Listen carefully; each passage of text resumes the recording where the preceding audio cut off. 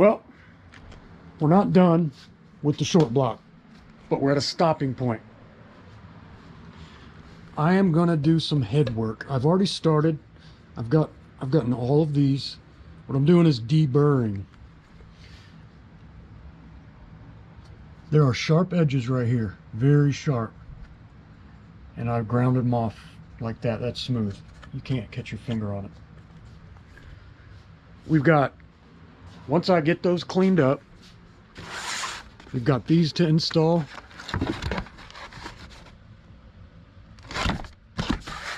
And lifters, Texas Speed lifters, Michigan Motorsports,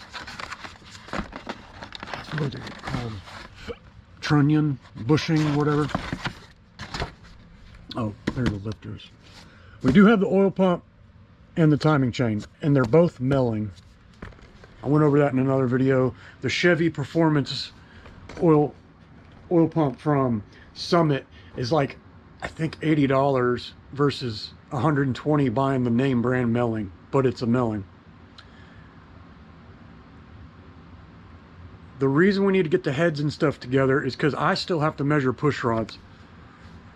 Man, I've seen a few people do the push rods and it looks complicated. I know they all say it's simple, but that's usually when things are not simple, is when people say, oh, it's easy. It's easy after you've done it 30 times and you know how to do it. But it's got to be really precise, because you can't make any adjustments. That's the whole point, is you have to spend the time on the front end, measure the push rod, and get it right. And I'm sure there's some leeway there. I'm guessing there's at least 5 to 10 thousandths of leeway. So that's a lot better than having like no leeway at all. Like solid lifters, I think, are that way. But I just wanted to get this started. Well, I didn't want to. I hate using the camera. But I gotta take for the team. Take one for the team. Oh, there, okay. You can see it powdered. Yeah, I got this. I used to have a trucking company, and one of the semis had, the roof was leaking. And I bought this huge roll of this rubber. I was gonna put it up there and then get some like RV sealant. Well, I'm not gonna spend all night looking for it. But it's this huge roll of, oh, no telling. Anyway, I don't know where it's at, but you can picture a big roll of this. And I have had it for years and years. So I measured the head. I just pulled the head out here and cut it off. And that stuff is actually hard to cut. I thought it was going to just go whoosh. It's, I guess, the elasticity. And anyway, I don't want to talk about that. These are 317 heads. Look how light these are. For horsepower, they're the worst ones you can get, because the volume is the highest of all of the LS. They're either 71 or 73 cc's. However, if you are boosting, they're actually preferable, because they lower the chamber pressure enough to where it's more preferential for the supercharger or turbocharger. So God works in mysterious ways. I accidentally bought the best ones for boost. Found out about it later. But anyway, I'm not gonna go too much into it. They're nice and clean. I paid to have them cleaned, which they didn't do that great of a job. They did an okay job, but they don't go in and scrub it. They just put in a machine. And I came back and just tediously got all this carbon out. Brake clean, carb clean, and just a plethora of instruments. But they are very nice inside. I'm not going to port it. There's no need. I'm telling you, people, you don't need to hop up your engine that much to get horsepower. All you do is buy a turbo. And let me tell you why. Let's say I spent hours or thousands of dollars porting those. What am I going to get? 20 or 30 horse? Great. That's 1 pound of boost on the turbo. So just turn it up. Yeah, I'm beefing it up a little bit, but not much. I'm just slightly going over stock. Nothing on this engine's going to be crazy. which kind of makes me sad because I like the whole science side of things. If you're going NA, this does not count. If you're just going naturally aspirated, you do need to do all those extra steps. Get a big cam, get a big intake, you know, all that stuff. But turbo, you don't. You can literally just turn up the turbo. So that's kind of sad. In the same way that you can buy a Tesla and smoke, you know, a hot rod. It's kind of sad in that way. I know it's progress, but it sucks. It's boring. All right, I'm gonna get to this, and I'll probably get some footage just for B-roll type stuff.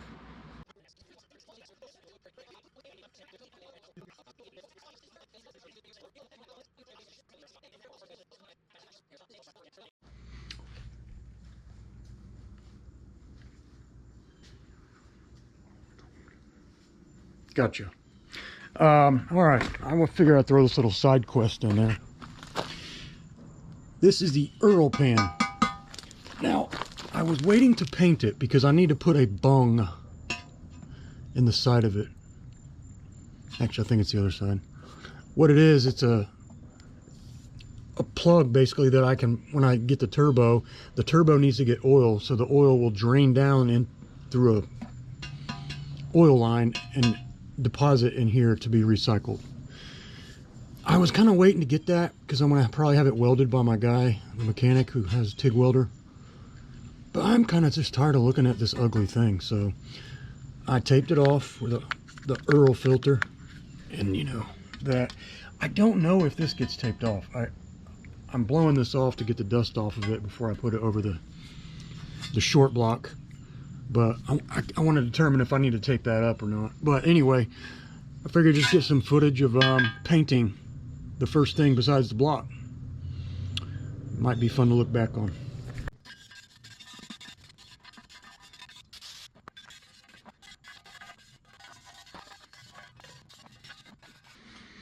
Got a fantastic update. I'm scared to talk because I might undo it with my words, but I'm going to go through it one more time to make sure I don't miss anything. I'm sure I did, but I've de-burred this head. At bare minimum, I've de-burred the deck. Now, take a look, or take a listen rather.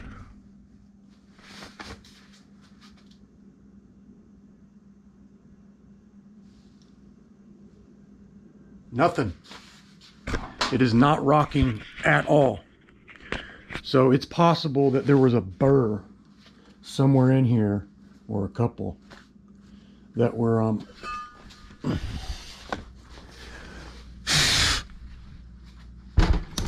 you know, it could have been here or here, somewhere in this middle area. There could have been just a little bit sticking up above the surface and lifting it up, so that you know, if it's a 1 or 2 thousandth, I guess that's enough to make it rock. So that's really, really, really good news.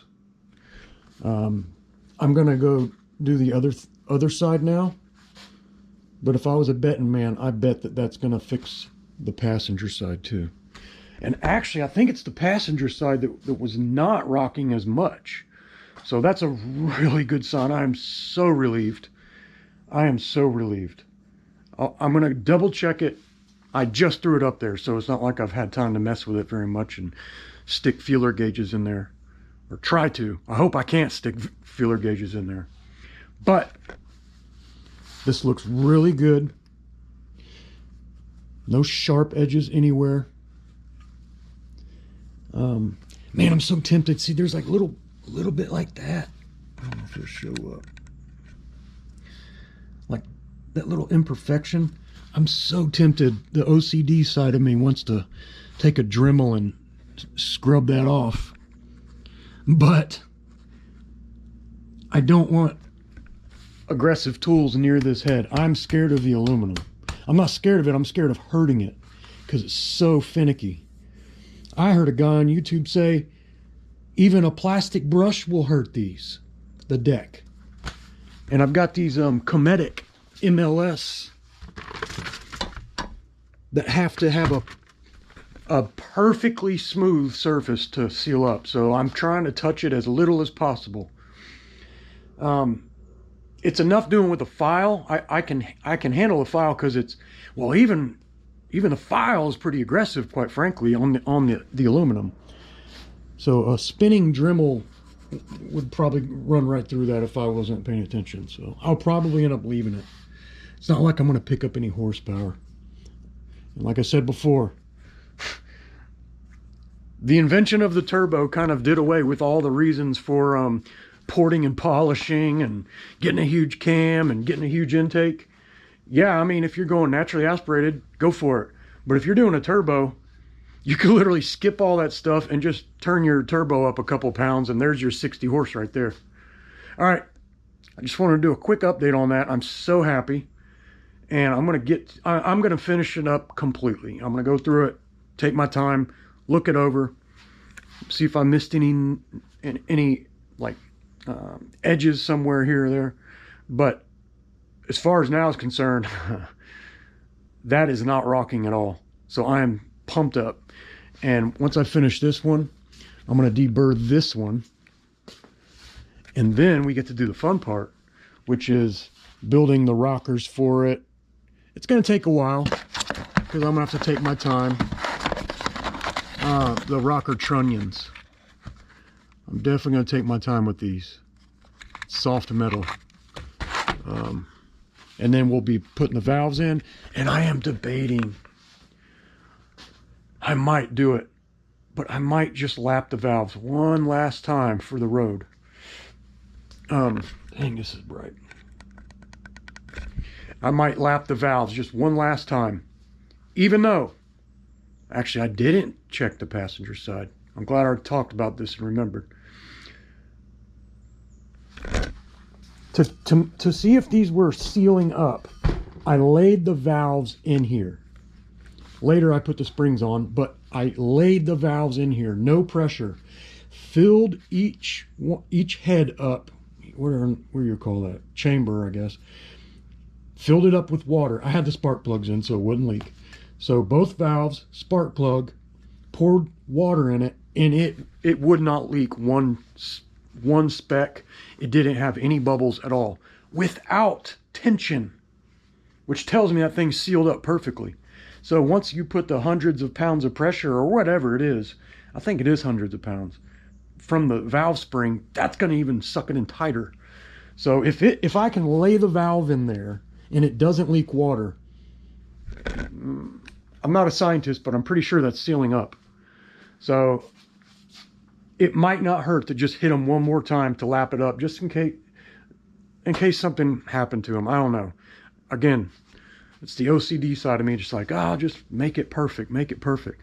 Because here, you got to think, when you have this engine together in a year from now, you're not going to remember, I took an extra 20 minutes to hit the valves with some lapping compound. You're going to go, I'm glad I took the extra time because I know for sure that thing's polished out perfectly. So, all right, that'll wrap up this little section. Great report card. And I'm going to move on to the next one. I would say beyond that, I don't know that the immigrants ever fully and really assimilate. You know, you look at black Americans, for example, they've been here for 400 years. Are African Americans assimilated? Assalamu alaikum. All right. So the theme for this engine is white and shiny chrome. Chrome being polished aluminum, whatever, shiny metal.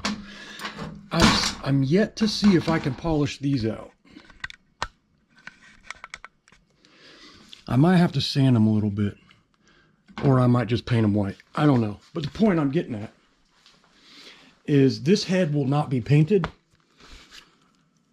And since I'm done with this side, I figured I'd hit it with some sandpaper. I did from 200 all the way to 2000 grit and polish it up with some mothers, and look at that reflection. Look at that reflection.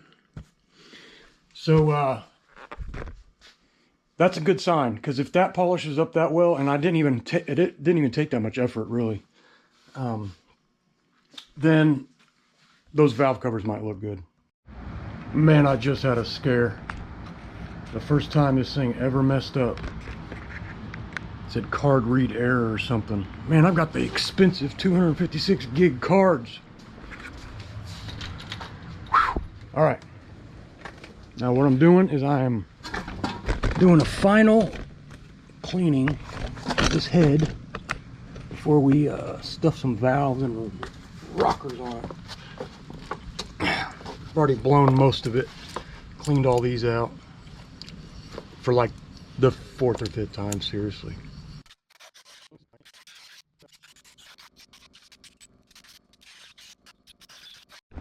Yeah, I was looking at the mother's polish and the reflection. Is in me or is she pretty hot? Huh? She looks pretty good. She's kind of looking at me in a way.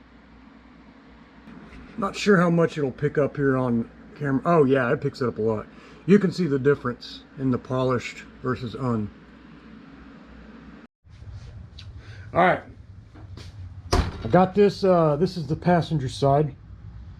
Took about 3 cans of brake clean. Well, this is what's left of the third, so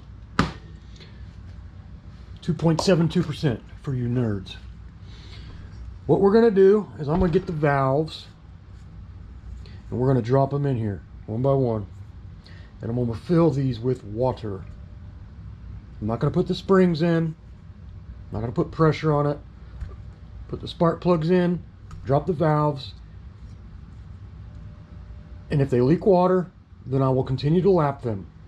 If they hold water, I should know within 5 minutes. Then I'm gonna start to process this like I did the driver's side. De-burring.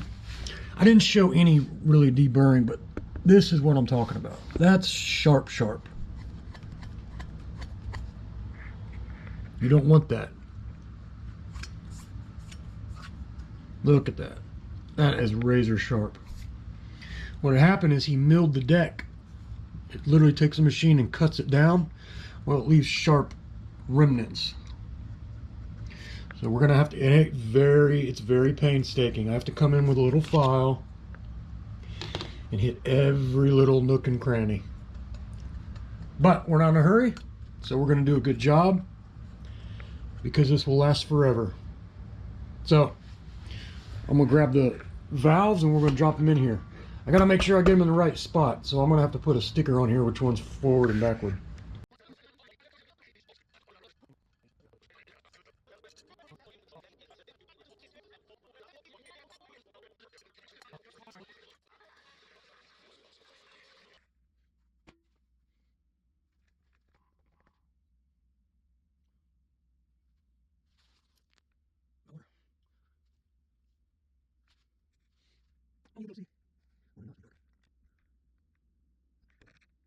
You have to let me know if you saw any, because I can't see back there. They look good. I'm gonna give it a couple minutes, but looks like we're good to go. Ready to assemble, well, deburr and clean it up for the last time, and then we'll assemble it. So I'm probably gonna order the head studs tonight or tomorrow. Alrighty, I haven't seen one drop, one bubble, nothing. So I'm gonna go dump this out and I'm gonna get to the tedious work.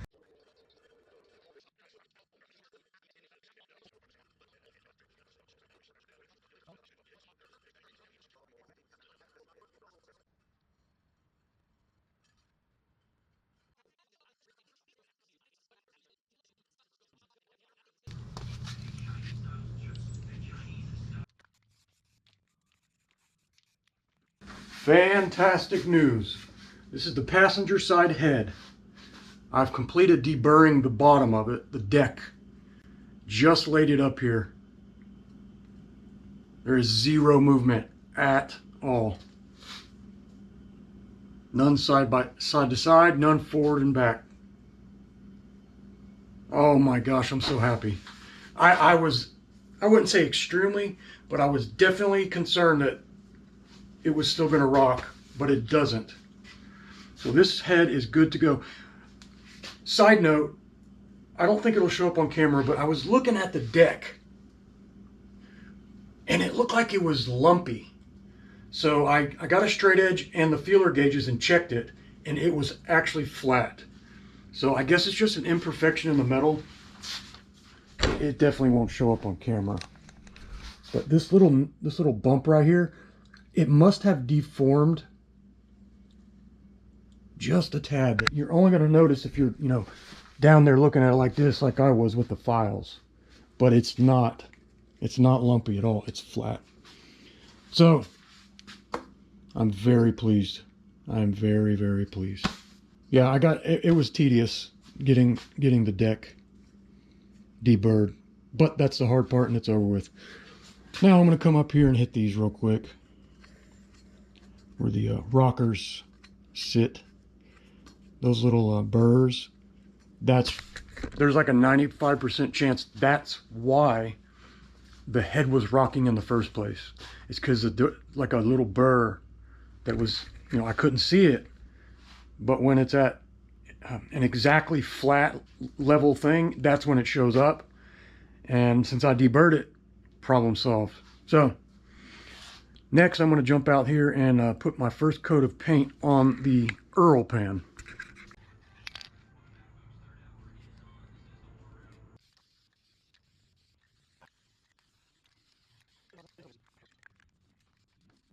All right, we'll let that tack up about 10 minutes.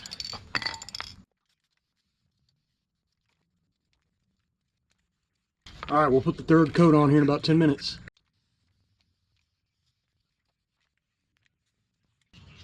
All right, I'm probably gonna let that sit up overnight. The humidity is like way low, so that's really good. And I'll probably put a clear coat on it tomorrow. Well, looks like we're done with the passenger side now. Just to recap, I went through with this file. Like on the long runs, I would use the big one. But the majority of it, I really just use this. Getting every little nook and cranny. Also, I'm kind of hesitant to recommend this because I don't know if it's good or not. But this is rounded. And I actually took it and hit the tips of these. Just in case there were sharp edges. Like a burr. Because that's hardened steel.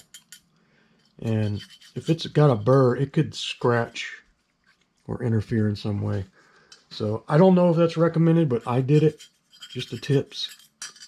This tip and then the bottom tip. Now I'm gonna punch those out. This is a 30 cal bore brush. I will scrub these out with WD-40 and rifle bore patches, so they're spick and span. Every little ledge that exists, I made sure it wasn't sharp. You don't want any sharp edges. They're called stress risers, and it promotes breakage. I don't know how, it just does. Oh, here I missed this. So I'm gonna have to get the file and come back and hit these. It's not the end of the world, but anyway, I'm gonna finish that, and then I'm gonna blow this off and move on to the next stage, the fun part.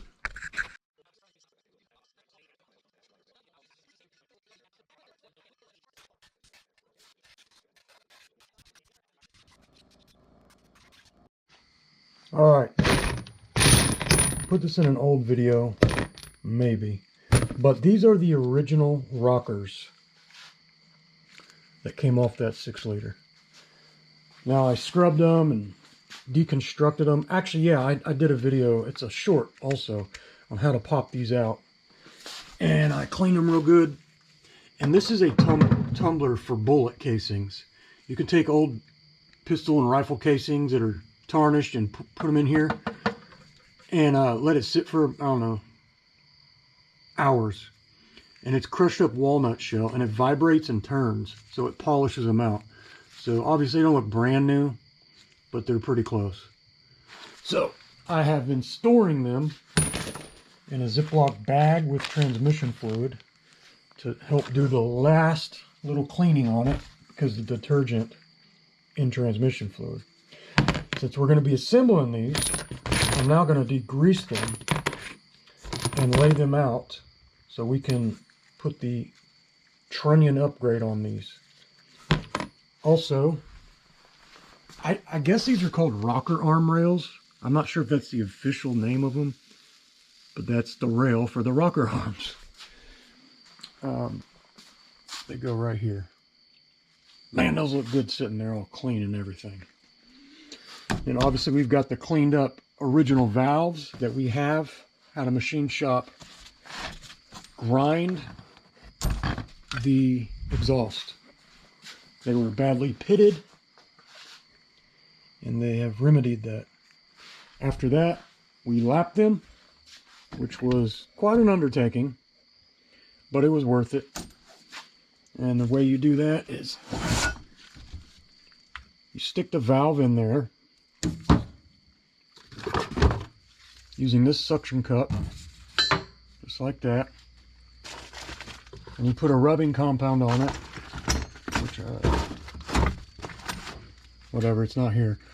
Put a little rubbing compound on it. You stick the valve in and you just twist it 1.5 million times. And what it does is it mates the surfaces of the valve and the valve seat so that they completely seal up. All 8 of these chambers have been tested. We put the valves in, put it upside down, so only gravity was holding the valve in, filled them with water, and every single one held water. No bubbles, no water lossage. Lossagen. So, we'll be assembling these, and the reason we're doing those, oh, here's the last part of the trunnion upgrade. Michigan Motorsports. I think these ran me like 180 bucks. They weren't cheap, but man, I only want to do this one time. And if you look at $100 versus 180, let's round up for 200 with shipping and tax. Over the life of the vehicle, you're not going to notice a $100 difference. And allegedly, they're like the most durable. So let me explain. This trunnion upgrade is to replace needle bearings. Hundreds of little needle bearings. They're really tiny, like grains of rice almost. Well, sometimes they can break and those needle bearings go all in your engine. Well, all the other trunnion upgrades were still using needle bearings. So theoretically, they could still break and go out in your engine. So I said, well, that don't make sense. Why don't I just get the upgrade that does away with the needle bearings altogether? Yeah, it was a slightly more expensive, but in my way of thinking, that seems kind of like the only route to go. So that's why I went with these bronze ones. It completely does away with the needle bearings. All right. Oh, and to finish up, the reason we're doing the heads right now is, and actually I don't even need the studs to do it. I'll just go ahead and, I'm going to go ahead and order them anyway. I'm doing ARP studs. But what I need, why I need to assemble those is we've got to measure push rods. It will probably be 7.4 inch, which is factory, but I've had head work and deck work done on the block. He said he took 8 to 10 thousandths off, which is within tolerance of what the lifters, which are Texas speed lifters, the LS7 upgrade and trays.